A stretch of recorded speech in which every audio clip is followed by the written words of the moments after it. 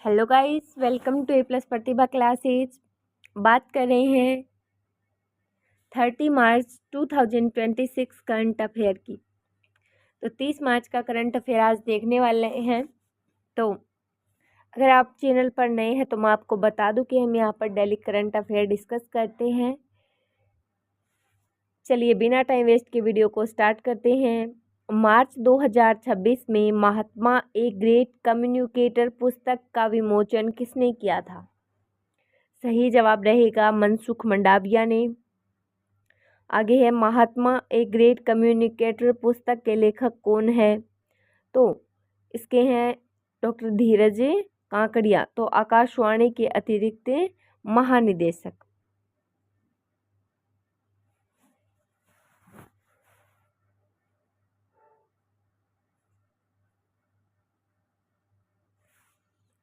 तो विमोचन किसने किया? मनसुख मंडाविया ने। और लेखक कौन है? धीरज काकड़िया। आवाज सही आ रही होगी। आगे है हाल ही में मेरा बूथ सबसे मजबूत कार्यक्रम पीएम मोदी ने किस राज्य का दौरा किया? तो पुडुचेरी। दोबारा देखो, महात्मा एक ग्रेट कम्युनिकेटर पुस्तक का विमोचन तो किया मनसुख मंडाविया ने, और इसके लेखक कौन है? तो धीरज काकड़िया। हाल ही में मेरा बूथ सबसे मजबूत कार्यक्रम के लिए पीएम मोदी ने किस राज्य का दौरा किया? तो पुडुचेरी। आगे देखो, नेक्स्ट क्वेश्चन की ओर बढ़ते हैं। अगला क्वेश्चन है वंदे भारत समेत 4 ट्रेनों के रूट अस्थायी बदलाव किस राज्य में किए गए हैं? तो राजस्थान में जो जोधपुर रूट हैं उनमें बदलाव हुए हैं। नेक्स्ट है district and export hub initiative किस मंत्रालय द्वारा कार्यान्वित किया जाता है? तो डिस्ट्रिक्ट किसके द्वारा कार्यान्वित किया जाता है? तो वाणिज्य और उद्योग मंत्रालय। आगे है हाल ही में अरुणाचल प्रदेश में खोजी गई तितली की नई प्रजाति का नाम क्या है? तो तितली की नई प्रजाति का नाम क्या है? आप देख सकते हैं यूथालिया जुबिन गार्गी। दोबारा देखो, देखिए हम साथ साथ याद भी कर रहे हैं। स्क्रीन पर दिख रहे होंगे आपको। क्वेश्चन नंबर 4, भारत में वंदे भारत समेत 4 ट्रेनों के रूट में अस्थायी बदलाव किस राज्य में किए गए हैं? तो राजस्थान राज्य में। नेक्स्ट है district and export hub initiative किस मंत्रालय द्वारा कार्यान्वित किया जाता है? तो वाणिज्य और उद्योग मंत्रालय। आगे है हाल ही में अरुणाचल प्रदेश में खोजी गई तितली की नई प्रजाति का नाम क्या है? तो उसका नाम है यूथालिया जुबिन गार्गी। नेक्स्ट क्वेश्चन की ओर आगे बढ़ते हैं, क्वेश्चन नंबर 7 की तरफ। क्वेश्चन नंबर 7 क्या रहेगा? किस देश ने भारत में सेमीकंडक्टर एटीएमपी प्लांट स्थापित करने की योजना बनाई? तो सही जवाब रहेगा अमेरिका।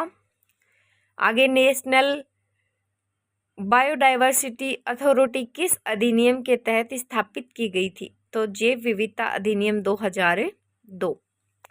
आगे है भारत का कुल बिजली उत्पादन क्षमता कितनी गीगावाट को पार कर गई? तो 520 गीगावाट।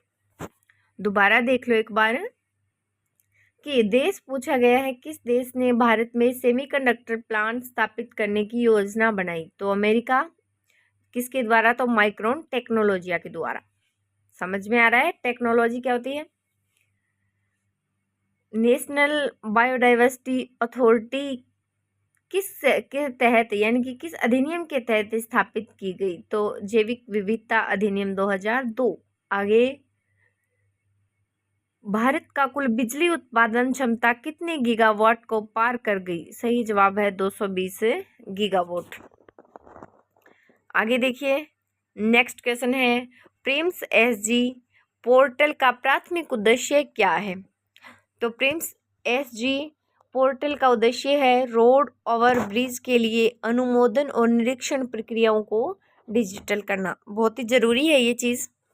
आगे है मार्च 2026 में भारत को किस अंतर सरकारी संस्था के साथ अपनी व्यापार नीति की समीक्षा की? तो विश्व व्यापार संगठन यानी WTO। आगे CBDC आधारित खाद्य सब्सिडी किस योजना के तहत शुरू की गई? तो सही जवाब है प्रधानमंत्री गरीब कल्याण अन्न योजना। दोबारा से देखो, याद करते हैं इन चीज़ों को कि प्रिज्म एसजी है जो पोर्टल है उसका उद्देश्य क्या है। तो जो रोड ओवर ब्रिज हैं उनके लिए अनुमोदन और निरीक्षण की जो प्रक्रिया है उन्हें डिजिटल बनाना। आगे, मार्च 2026 में किस अंतर सरकारी संस्था ने अपनी व्यापार नीति की समीक्षा की। तो विश्व व्यापार संगठन यानी WTO। आगे है CBDC आधारित जो खाद्य सब्सिडी किस योजना के तहत शुरू की गई। तो वो है प्रधानमंत्री गरीब कल्याण अन्न योजना। नेक्स्ट बढ़ते हैं आगे।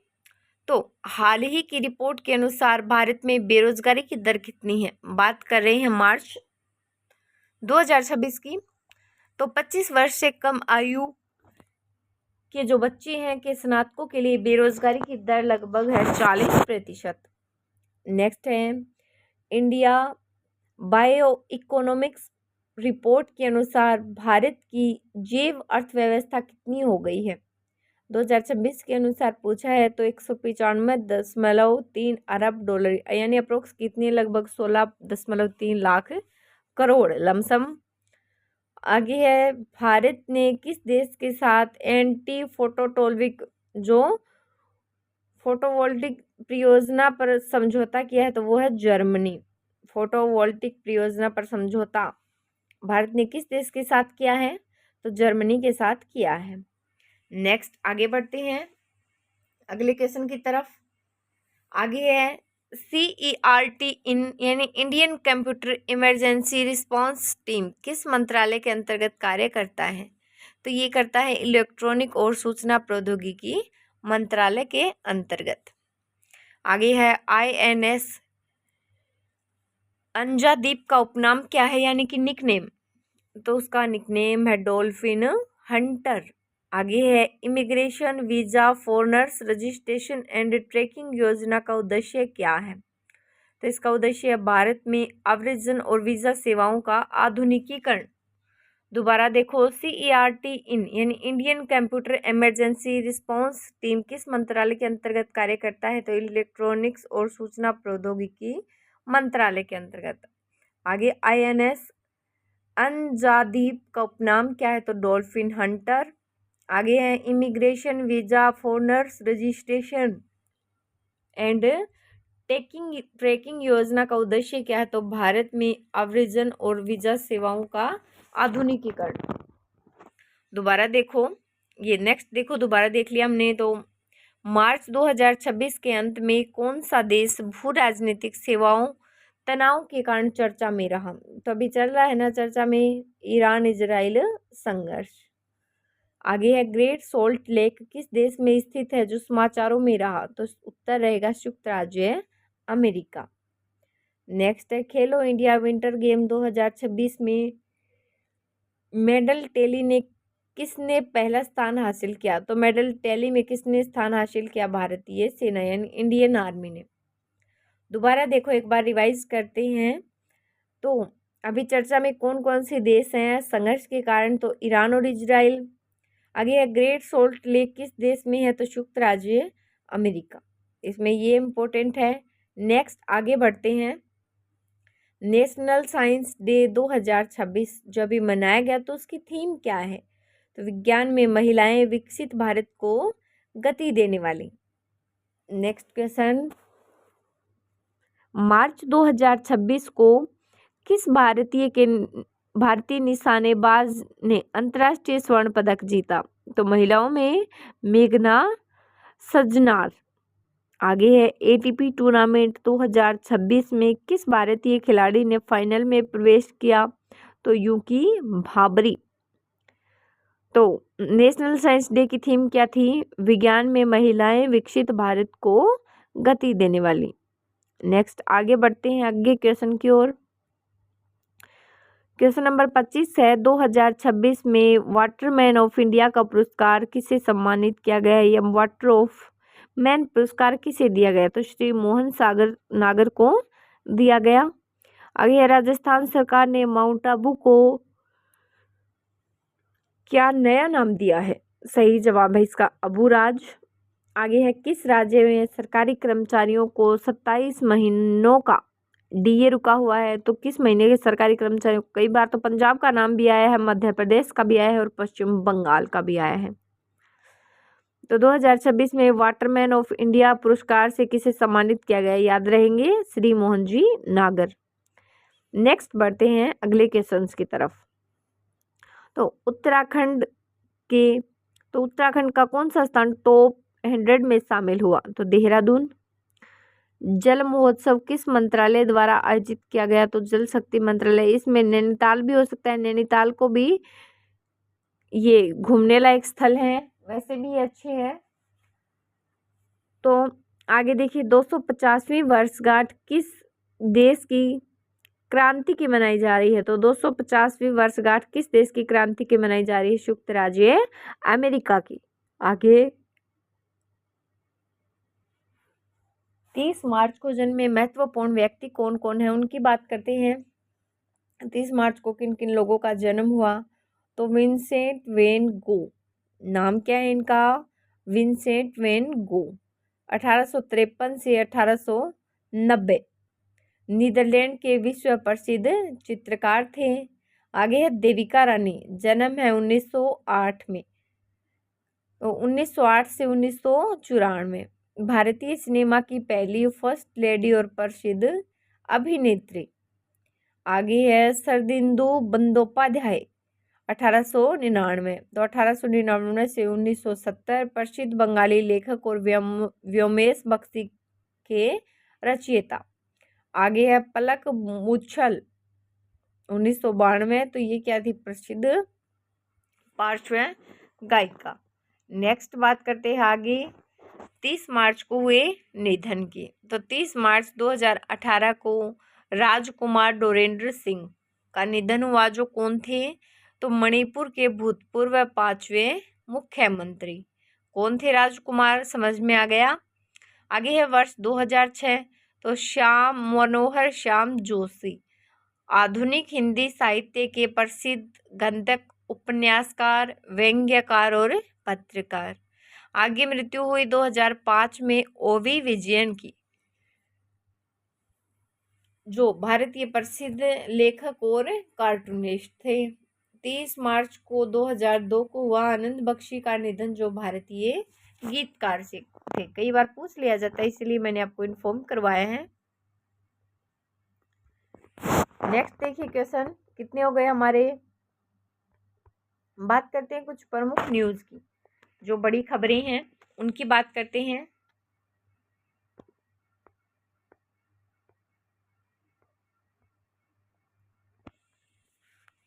तो आज की प्रमुख बड़ी खबरें क्या रहेंगी? देखिए, आज की बड़ी खबरों में क्या रहने वाला है? नेशनल भी रहेंगी, इंटरनेशनल भी रहेंगी, सारी रहेंगी।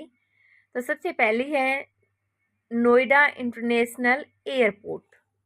नोएडा इंटरनेशनल एयरपोर्ट, तो प्रधानमंत्री नरेंद्र मोदी ने जेवर में नोएडा इंटरनेशनल एयरपोर्ट के पहले चरण का उद्घाटन किया, जो दिल्ली एनसीआर की कनेक्टिविटी और व्यापार के लिए एक बड़ा मील का पत्थर है।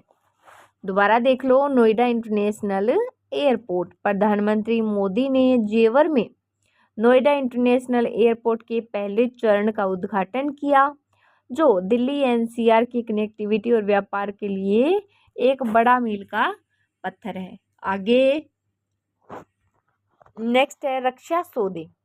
रक्षा मंत्रालय ने 25 अरब डॉलर के, कितने?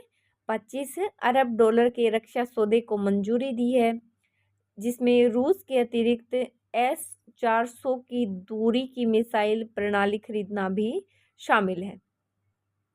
नेक्स्ट आगे बढ़ते हैं मौसम अपडेट को लेकर। तो देश के कई राज्यों में मौसम ने करवट ली है। IMD ने 30 मार्च तक, कब तक? 30 मार्च तक पंजाब, हरियाणा, दिल्ली, उत्तर प्रदेश, राजस्थान और महाराष्ट्र सहित कई राज्यों में भारी बारिश और ओलावृष्टि की चेतावनी जारी की है। नेक्स्ट आगे बढ़ते हैं मुख्य खबर की तरफ। नेक्स्ट है भारतीय नौसेना का पराक्रम। थोड़ा ध्यान से देखना इन सारी न्यूज़ को। तो भारतीय नौसेना ने 12 घंटे से अधिक सफल ऑपरेशन के बाद सोमालिया के तट के पास हाईजैक किए गए ईरानी जहाज को मुक्त कराया और 23 पाकिस्तानी नागरिकों को बचाया। दोबारा से रिवाइज करते हैं ताकि हमारे ये बात दिमाग में अच्छे से बैठ जाए। भारतीय नौसेना का पराक्रम। भारतीय नौसेना ने 12 घंटे से अधिक सफल ऑपरेशन के बाद सोमालिया के तट पर हाईजैक किए गए ईरानी जहाज को मुक्त कराया और 23 पाकिस्तानी नागरिकों को बचाया। आगे नेक्स्ट है अर्थ ओवर 2026। दिल्ली में इंडिया गेट, अक्षरधाम मंदिर और मुंबई में छत्रपति शिवाजी टर्मिनस सहित कई प्रमुख स्मारकों की लाइटें रात 8:30 से 9:30 बजे तक बंद रखकर अर्थ आवर मनाया गया। कब मनाया गया? तो दिल्ली में इंडिया गेट, अक्षरधाम मंदिर, मुंबई में छत्रपति शिवाजी टर्मिनस सहित कई स्मारकों की लाइटें रात 8:30 से 9:30 बजे तक बंद रखी और अर्थ आवर मनाया। नेक्स्ट आगे बढ़ते हैं। अब बात करते हैं, अब देश की खबरों की बात कर रहे थे, विदेश की कुछ बड़ी खबरों की बात करती हैं जो हमारे देश को भी प्रभावित करती हैं। तो विदेश की बड़ी खबरों में सबसे पहले ईरान इजराइल युद्ध। पश्चिम एशिया में तनाव चरम पर है। संघर्ष 29वें दिन में प्रवेश कर चुका है। अमेरिका इजराइल के हमलों के जवाब में ईरान ने जवाबी कार्रवाई तेज कर दी है, जिससे मिडिल ईस्ट में खौफ का माहौल है। आगे नेक्स्ट बात करते हैं अमेरिका का नया वीज़ा नियम। This is very important. America का नया वीज़ा नियम। अमेरिका ने HIV वीज़ा आवेदकों के लिए स्क्रीनिंग प्रक्रिया को कड़ा कर दिया है। 30 मार्च 2026 से आवेदकों को सोशल मीडिया रिकॉर्ड सार्वजनिक रूप से घोषित करना अनिवार्य होगा। दोबारा देख लो एक बार क्या बताना चाह रही हूँ मैं। तो अमेरिका का नया वीज़ा नियम क्या कहता है? अमेरिका का नया वीज़ा नियम, अमेरिका ने H1B वीज़ा आवेदकों के लिए स्क्रीनिंग प्रक्रिया को कड़ा कर दिया है। 30 मार्च 2026 से क्या कड़ा होगा कि आवेदकों को सोशल मीडिया रिकॉर्ड सार्वजनिक रूप से घोषित करना अनिवार्य होगा। नेक्स्ट बात करते हैं आगे IPL 2026। IPL 2026 IPL के मुकाबले जारी हैं। वानखेड़े स्टेडियम और मुंबई में कोलकाता नाइट राइडर्स के बीच मुकाबला होगा। RCB ने हैदराबाद के खिलाफ 202 रन का लक्ष्य हासिल किया था। तो ये बात हो गई हमारी 30 मार्च 2026 से जुड़ी कुछ मुख्य खबरों की। अगर आपको हमारी वीडियो अच्छी